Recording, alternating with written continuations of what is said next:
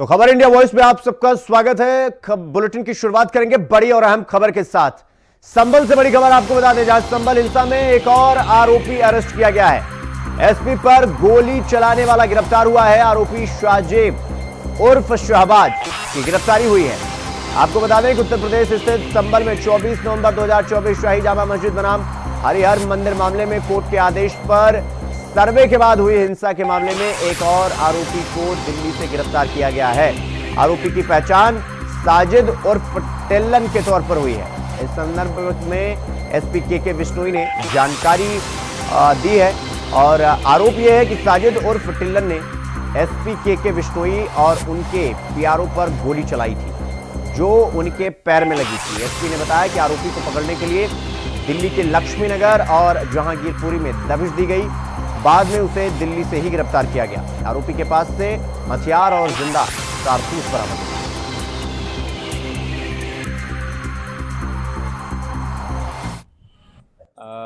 24 नवंबर 2024 को जो हिंसा हुई थी, उसमें पुलिस द्वारा यहाँ से लोगों को खदेड़ते हुए जब पुलिस है वो हिंदूपुरा खेड़ा क्षेत्र में पहुंची थी, तब छत से किसी व्यक्ति द्वारा अज्ञात व्यक्ति द्वारा फायर किया गया था। उसमें मुझे और मेरे पीआरओ को भी पाँव में गोली लगी थी। मुखबिर के आधार पे आइडेंटिफाई करने का प्रयास किया गया था कि कौन कौन लड़के थे जो इस तरीके के गन्स में डील करते हैं और इस तरीके की कार्रवाई में संलिप्त रहते हैं। तब साजिब उर्फ टिल्लन नाम का एक व्यक्ति जो कि हिंदूपुरा खेड़ा का रहने वाला है, इस व्यक्ति का नाम प्रकाश में आया। जब इसका पता लगाया गया था तो पता चला कि ये यहाँ से फरार है और दिल्ली में कहीं रह रहा है। दिल्ली में लक्ष्मीनगर और जहांगीरपुरी इन दोनों जगह पे भी दबिश दी गई। तब वो वहाँ से फरार होकर कहीं अन्य जगह चला गया। करीबन 1 महीने की धरपकड़ के बाद में इस व्यक्ति को पकड़ा गया है, कल जेल भेजा गया है। इसके पास से 12 बोर का एक कंट्रीमेड वेपन भी रिकवर हुआ है, 2 लाइव कार्ट्रिजेज भी रिकवर हुए हैं और जो छर्रे जो उस दिन पीआरओ साहब के और हमारे पाँव में लगे थे वो भी 12 बोर के थे, विच आल्सो प्रूव्स दैट कि इनके द्वारा इस तरीके का असले का प्रयोग किया गया और रिकवरी भी इन साजिब और टिल्लन से की गई है और विधिक कार्रवाई सुनिश्चित की जा रही है। यह एक महत्वपूर्ण संदेश सभी लोगों के लिए है कि जो भी व्यक्ति पुलिस के ऊपर इस प्रकार की घटना में सम्मिलित रहेगा या इस तरीके कृत्य करेगा, उत्तर प्रदेश पुलिस है उसके खिलाफ सख्त से सख्त कार्रवाई अमल में लाएगी। तो एसपी पर गोली चलाने वाला गिरफ्तार कर लिया गया है और इस खबर पर हमारे साथ हमारे सहयोगी सतीश कुमार सिंह हमारे साथ संभल से लाइव जुड़ गए हैं। सतीश, ये जो गिरफ्तारी हुई है संभल मामले में, कहां से इसकी गिरफ्तारी हुई है? क्या कुछ पुलिस की तरफ से आधिकारिक बयान आया? देखिए, हम आपको पता चले जब संबंध में 24 नवंबर की सर्वे के दौरान में कि वो विवाद बढ़ा था। सर्वे के दौरान उन्होंने गोली, पथराव और अगजनी की गई थी। इसी के दौरान जो है फायरिंग की गई थी। फायरिंग के दौरान इन्होंने सीधा फायर जो है एसपी और उसके प्यारों पर झोंका गया था, लेकिन वहाँ पर सीसीटीवी कैमरे में ये जो है इनकी तस्वीर आ गई थी, लेकिन पुलिस इनके पीछे पड़ गई थी और लेकिन इनकी जानकारी नहीं मिल पा रही थी। तो इसलिए टीम गठित की गई और टीम गठित करने के बाद में साजिद उर्फ टिल्लू के लिए दिल्ली में पता चला कि ये कहीं से रह रहे हैं। वहाँ जाने के बाद में इनकी जानकारी ली पर, लेकिन उन्होंने दूसरा ठिकाना बदल दिया था। जब इसी दूसरे ठिकाने पर उनके परिवार वालों की पूछताछ की गई और छापेमारी की गई तो दूसरे ठिकाने पर जाकर इन्हें छापा मारे गए थे, लेकिन वहाँ से ये दिल्ली से भी फरार हुए। जब इनकी जानकारी मिली कि वो ये कहीं रास्ते में है तो पुलिस ने वहीं धर दबोची और रोकने के बाद में इन्हें गिरफ्तार कर लिया गया। उन्होंने स्वीकार भी किया है कि जो है साजिद उर्फ टिल्लू ने कहा कि जो है कहाँ जो बाइक है उसमें अगजनी में बाइक में हमने गाड़ी लगाई थी और गोलीबाजी भी निकली थी। तो सतीश, इसकी गिरफ्तारी दिल्ली से हुई है, चूंकि पुलिस कह रही है कि भाई घटना को अंजाम देने के बाद इसकी धरपकड़ जब शुरू की गई तो ये दिल्ली की तरफ भागा। तो जहांगीरपुरी और लक्ष्मीनगर में इसकी मतलब पुलिस इसको जांच पड़ताल करने में लगी, लेकिन ये वहां से गायब हुआ। फिर इसकी गिरफ्तारी कहां से हुई? ये बता दूं, हम आपको इस तरीके से बात की जाए कि जो है जब वहाँ से लक्ष्मीनगर और वहाँ जहांगीरपुरी गए तो यहाँ से जो जो पहुंची थी, लेकिन वहाँ से भी गायब हो गया। होने के बाद में ये संभल के रास्तों में मिला और मिलने के बाद में वहाँ से गिरफ्तारी की गई है, क्योंकि जब कोर्ट में पेश होने जा रहा था, इसलिए किसी को सूचना मिली। सूचना के आधार पर पुलिस वहाँ मौके पहुंची और पहुंचने के बाद में इस पर गिरफ्तार कर लिया गया था। तो सतीश, अब तक इस संभल हिंसा में कितनी गिरफ्तारी हो चुकी है? लगभग कितने लोगों को गिरफ्तार किया जा चुका है? ये बता दें, जिस तरह बात की जाए तो 400 के नामजद मुकदमा दर्ज किया गया है और 2750 अज्ञात के खिलाफ मुकदमा दर्ज किया, जिसमें अब तक 51 लोगों की गिरफ्तारी की चुकी है। 51 लोगों की गिरफ्तारी हो चुकी है और बाकी जिनके खिलाफ मामला दर्ज किया गया है पुलिस उनकी भी धरपकड़ में लगी हुई है। जी बता दूं, इसी दौरान जिनको लोग फोटोज में आए हैं, जिनकी सीसीटीवी कैमरे द्वारा निगरानी, वो जो देखे गए थे, उनके फोटोज पहचाने जा रहे हैं, उनके परिवार वालों से बात की जा रही है। उनके परिवार वालों को कहा जा रहा है कि आपके बेटा कहाँ पर है, बता दीजिए, नहीं तो ऐसा ना हो कि पुलिस वहीं से उत्तर लेकर है। जो छानबीन में लगी हुई है और उसमें एजेंसी लगी हुई है, उसमें जो है ये जानकारी मिल रही है कि जो है इस तरीके से जो इन लोगों ने गोलीबाजी की थी, पथराव किया था, जिसमें 5 लोगों की मौत हुई थी, अगजनी की थी, पुलिस की गाड़ियां चलाई थी इन्होंने, जिस तरह से पथराव के दौरान इन्होंने हिंसा करी थी, उनके खिलाफ भी मुकदमा दर्ज किया गया है। तो उनकी पूछताछ की जा रही है, उनकी पहचान की जा रही है, तस्वीर द्वारा उनकी जो फोटोज है उनसे पहचान कराई जा रही है आसपास के लोगों से कि आप इसे जानते हो नहीं जानते, कहाँ रहता है, किसी जैसे पता चलता है तो उसके परिवार वालों से बात की जाती है, आपका बेटा कहाँ है, किस जगह है। लेकिन जैसे जैसे पता चलता जा रहा है वैसे ही लोग वालों को गिरफ्तार किया जा रहा है। जी तो सतीश, ये जो गिरफ्तारी हुई है इसकी दिल्ली से, क्या कुछ इसके पास से बरामद हुआ है? और मतलब वो जो असलहे थे इसके पास, जो इसने हिंसा में इस्तेमाल किया, उसके मतलब वो अभी भी इसके पास है? ये बता दें, जिस तरह गिरफ्तारी की गई है तो उनके साथ में 12 बोर में कट्टा, 2 तमंचा और 12 बोर के 2 जिंदा कारतूस भी बरामद किए गए, जिससे गोली चली थी। वो पैर में, जो एसपी के पैर में गोली लगी थी और उनके प्यारों के पैर में गोली लगी थी, 12 बोर की गोली लगी थी। इन्होंने स्वीकार भी किया गया है, उनका फायरिंग किया था और इन्होंने ये भी स्वीकार किया है में कहा है कि जो गाड़ी में, जो मोटरसाइकिल पुलिस की गाड़ी में आग लगाई थी, तो वो भी इन्होंने आग लगाई थी। जी ठीक है सतीश, बहुत बहुत धन्यवाद आपका हमसे जुड़ने के लिए और तमाम जानकारी हमारे साथ साझा करने के लिए। तो संभल हिंसा में एक और आरोपी को अरेस्ट किया गया है दिल्ली से।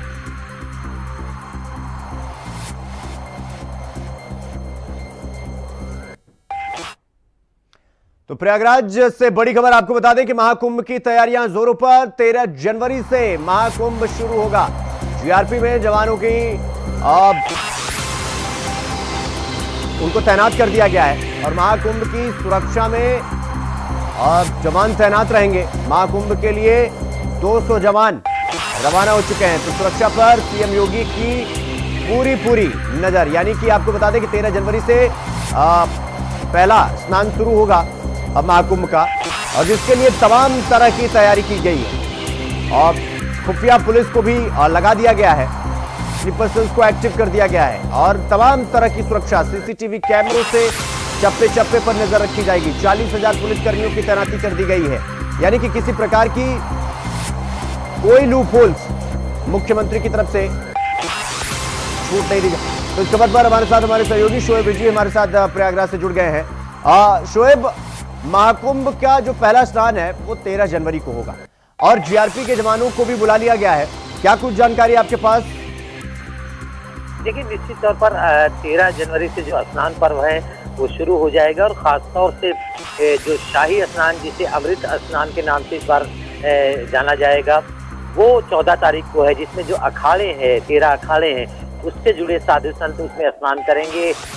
जो पूरे देश दुनिया के लिए बहुत ही आकर्षण का पल होता है, जिसमें नागा साधु शामिल होते हैं। और सुरक्षा की अगर बात करें तो कड़ी सुरक्षा व्यवस्था पहले ही से पूरे कुंभ नगर में देखी जा सकती है। जो सेक्टर हैं और अलग अलग वहाँ पे थाने बनाए गए हैं, चौकियाँ बनाई गए हैं, सीआरपीएफ के जवानों की तैनाती की गई है। देश की जो भी सुरक्षा विंग्स हैं वो सारी कुंभ क्षेत्र में आपको दिखेगी, चाहे बम निरोधक दस्ता हो, सेंट्रल फोर्स हो, एनडीआरएफ की फोर्स हो, सिविल पुलिस हो, ये सारे अपने अपने कार्यों में लग चुके हैं, क्योंकि पूरे मेले समय में ये चाक चौबंद व्यवस्था रहेगी। ये साथ ही साथ जो ड्रोन है उससे मदद ली जा रही है, एआई टेक्निक की मदद ली जा रही है। हर आने जाने वाले मार्ग पर सीसीटीवी से निगरानी की जाएगी।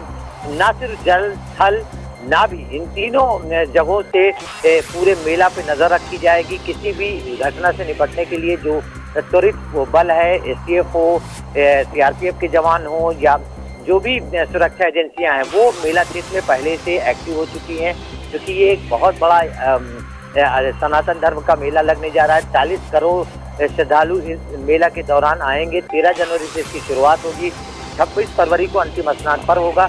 इस दौरान ये सारी सुरक्षा व्यवस्था मिलेगी। जो भी एंट्री पॉइंट है, खासतौर से वहाँ पे मुस्तैदी से चेकिंग के बाद जो लोग हैं उनके आने जाने में किसी भी संदिग्ध पर अगर उन्हें शक होता है तो उसकी चेकिंग होगी। ये सारी व्यवस्थाएं अब एक्टिव हो चुकी है, क्योंकि अब बहुत कम समय बचा है मेला का। तो ऐसे में सुरक्षा एजेंसियां न सिर्फ जमीन बल्कि जो जल है, क्योंकि गंगा स्नान के लिए जो जाएंगे उसमें भी बाकायदा फोर्स की मौजूदगी रहती है। नावों पर वो सुरक्षाकर्मी मौजूद रहते हैं। खासतौर से स्नान करते वक्त किसी तरह से कोई घटना दुर्घटना होने पर त्वरित जल पुलिस जो गोताखोर हैं उनकी मौजूदगी में उनकी सुरक्षा की जिम्मेदारी उन पर दी गई है। तो ये कहा जा सकता है कि सुरक्षा के पुख्ता इंतजाम किए गए हैं, चाहे वो मानवीय सुरक्षा करना हो या अगर किसी भी तरह की कोई गलत निगाह रखने वाले शख्स है उसके खिलाफ निपटना हो, तो वो सारी व्यवस्थाएं इस वक्त काम कर रही हैं। शोएब, अब चूंकि ये कहा जा रहा है कि भाई 40 से 45 करोड़ श्रद्धालु आ सकते हैं इस बार महाकुंभ में, और हमने कई बार इसका जिक्र भी किया है कि तैयारी का एक डेडलाइन था, वो डेडलाइन खत्म हो चुका है। लेकिन मेरा सवाल ये कि क्या तैयारी पूरी हो चुकी है 100%? जैसा कि मुख्यमंत्री योगी आदित्यनाथ लगातार इस बात पर कह रहे थे कि भाई तैयारी पूरी चाहिए, क्या तैयारी पूरी कर ली गई है या अभी कुछ कोर कसर रह गया है और उसकी तैयारी इस अंतराल में जो दिन बचे हुए हैं 8-9 दिन, उसमें वो पूरी की जाएगी? देखिए, इसके दो पहलू हैं। एक तो प्रशासनिक अमला जो है वो तैयारियां अभी भी कर रहा है। ये जरूर है कि वो कहीं ना कहीं इसको ये मान रहा है कि उसने अपनी तैयारियां लगभग पूरी कर ली है, लेकिन अगर ग्राउंड पर देखा जाए तो अभी भी कुछ काम है जिस पर कार्य किया जा रहा है, चाहे वो शहरों के सौंदर्यीकरण के कार्य हो, सड़कों का काम हो या मेला क्षेत्र में काम है। लेकिन दूसरा पहलू इसका ये भी है कि चूंकि जो श्रद्धालु आते हैं उनका मुख्य जो आकर्षण या केंद्र बिंदु रहता है वो माँ गंगा से आशीर्वाद लेना, स्नान करना। तो उनको इसकी बहुत परवाह नहीं होती कि किस तरह की व्यवस्था है, क्योंकि वो अपने सरों पर कुर्सी एक तरह की आस्था की जो घटती है वो लाद कर वहाँ पर आते हैं, सीधे वो गंगा में जाते हैं, स्नान करते हैं। इस बीच में उन्हें बहुत ज्यादा इसकी चिंता नहीं रहती। लेकिन चूंकि उत्तर प्रदेश और केंद्र की सरकार इस बार एक बहुत ही बड़ा आयोजन करने के लिए पूरी युद्ध स्तर पर तैयारियां कर रहा है, किसी भी श्रद्धालु को आने जाने, ठहरने, ठंड से बचने में कोई दिक्कत ना हो, उसकी व्यवस्थाएं कर रहा, वो अभी भी जारी है। क्योंकि 13 तारीख से बड़ी संख्या में श्रद्धालु यहाँ आना शुरू हो जाएंगे। अखाड़े भी पूरी तरीके से 13 तारीख से एक तरह से कह सकते हैं यहाँ पे टिक जाएंगे, क्योंकि अभी 5 अखाड़े हैं जो छावनी में प्रवेश कर चुके।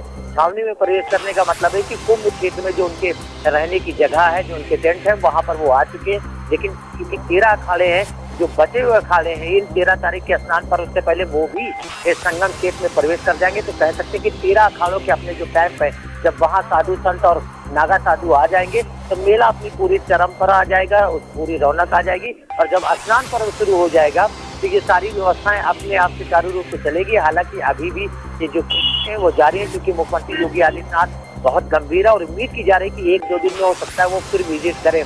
5 बार अब तक वो संगम नगरी आ चुके हैं। ठीक है शोएब, बहुत बहुत धन्यवाद आपका हमसे जुड़ने के लिए और तमाम जानकारी हमारे साथ साझा करने के लिए। तो रुक करेंगे अगली खबर की ओर। मुख्यमंत्री योगी आदित्यनाथ ने शुक्रवार को ट्रांसपोर्ट नगर में 2 करोड़ 17 लाख रुपए की लागत से बनाए गए रैन बसेरों का लोकार्पण किया। मुख्यमंत्री योगी आदित्यनाथ ने कहा कि किसी भी सभ्य समाज में अंतिम पायदान के व्यक्ति तक सुविधा उपलब्ध कराने का प्रयास होना चाहिए। सरकार इस दिशा में पूरी प्रतिबद्धता से प्रयत्नशील है। सरकार का यह संकल्प है कि भीषण शीतलहर में कोई भी व्यक्ति खुले में सोने और ठंड से ठिठुरने को मजबूर न हो। इसके लिए आश्रय गृहों की व्यवस्था, कंबल वितरण सहित सभी आवश्यक इंतजाम किए गए। प्रयास के क्रम में आज यह व्यवस्था यहां पर नगर निगम की ओर से इस नवीन आश्रय गृह का शुभारंभ किया गया है।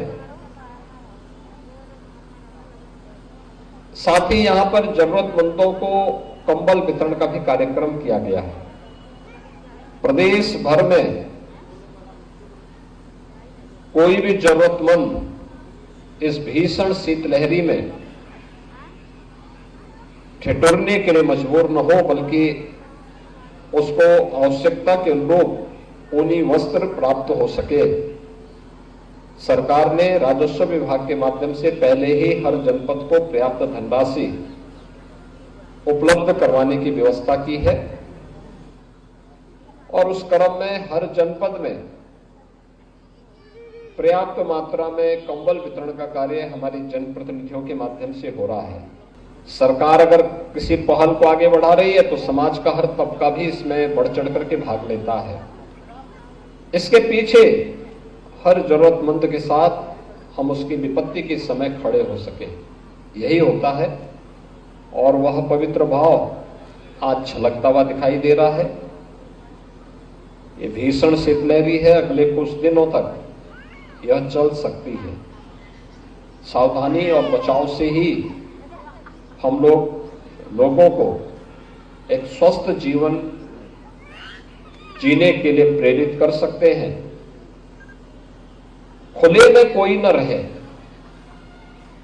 शासन और प्रशासन ने अपने स्तर पर एक व्यवस्था प्रारंभ की है, लेकिन मेरा स्थानीय नागरिकों से भी अनुरोध होगा, जनप्रतिनिधियों से भी होगा, वे भी इस बात को देखें। बहुत सारे लोग होते हैं जो शहरी क्षेत्र में आते हैं, अपने काम धंधा करने के बाद वापस नहीं जा पाते हैं, तो कहीं आश्रय लेकर के विश्राम करने लगते हैं। इतनी भीषण शीतलहरी में किसी व्यक्ति को फुटपाथ पर, सड़क के किनारे, खुले स्थान पर रहने के लिए मजबूर न रहना पड़े। या बहुत सारे लोग ऐसे हैं जो मानसिक रूप से कमजोर होते हैं और घर से निकल गए, वापस घर नहीं पहुंच पा रहे हैं। उन लोगों, वे लोग भी जहां तहां पड़े रहते हैं। एक मानवीय संवेदना ये कहती है कि हम उनको हॉस्पिटल में या उचित आश्रय गृह में पहुंचा सके, जहां उनके उपचार की व्यवस्था भी हो सके, और उपचार होने पर वे स्वस्थ हो जाते हैं। बहुत सारे ऐसे होते हैं जो शहरी क्षेत्र में काम धंधा ढूंढने के लिए आए हैं। कोई रिक्शा चला रहा है, कोई सब्जी बेच रहा है, कोई ठेला लगा रहा है, लेकिन उसके पास कोई आश्रय नहीं होता, इतनी कमाई नहीं होती उसकी प्रतिदिन की वहां की कोई कमरे को किराए पे ले सके। उन लोगों को भी आवश्यकता पड़ने पर ऐसे आश्रय गृहों पर हमें रखने की व्यवस्था करनी चाहिए। सुरक्षा का ध्यान आज के दिन पर सबसे महत्वपूर्ण है। एक तरफ जहां प्रशासन और पुलिस इसके लिए सचेत है, सक्रिय है, समाज को भी देश के और समाज के उन दुश्मनों से सचेत रहने की आवश्यकता है जो सुरक्षा में सेंध लगा करके निर्दोष लोगों को इसका शिकार बनाने का प्रयास करते हैं। ये आश्रय गृह हर एक जरूरतमंद को उसकी आपदा के समय, सर्दी हो, बाढ़ हो, भीषण गर्मी हो, उसमें आश्रय का काम कर पाएगा। इस विश्वास के साथ मैं नगर निगम को इस शुभारंभ के लिए हृदय से बधाई देता हूं। स्थानीय जनप्रतिनिधियों को भी इसके लिए बधाई देते हुए आज जिन लोगों को कंबल वितरण होगा उनको भी बधाई देता हूं, और जो कोई बच जाएंगे उनके नाम नोट करके प्रशासन इस बात को जरूर नोट करेंगे कि उन लोगों तक भी कंबल अवश्य पहुंच जाए, जिससे हर जरूरतमंद इस योजना का। तो खबर इंडिया वॉइस में फिलहाल अभी के लिए बस इतना ही। देश और दुनिया की तमाम खबरों को देखने के लिए देखते रहिए इंडिया वॉइस। नमस्कार।